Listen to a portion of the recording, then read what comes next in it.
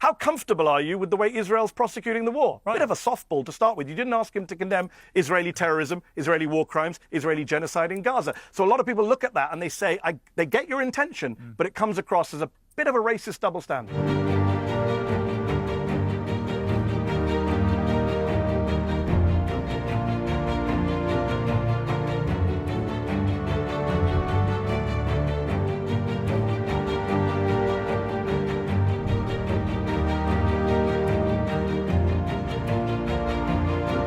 I would be fine, Piers, if you had Palestinian guests and you begin by asking them, do you condemn Hamas war crimes? Because what Hamas did on October 7th was a war crime.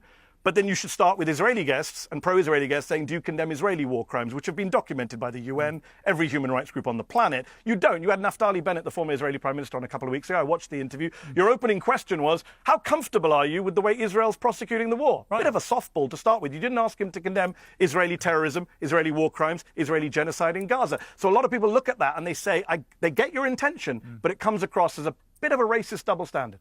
Well, look, I don't think it's a racist double standard, and I think that nobody has given pro-Palestinian voices a bigger platform more consistently since October the 7th than me.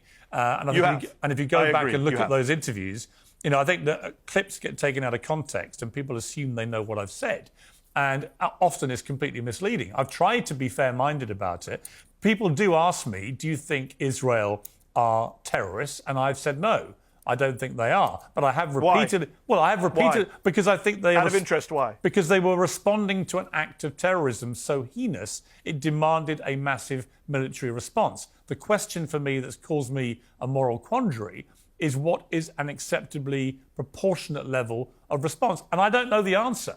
But I don't think you can call people responding to an act of terror on that scale terrorists for responding.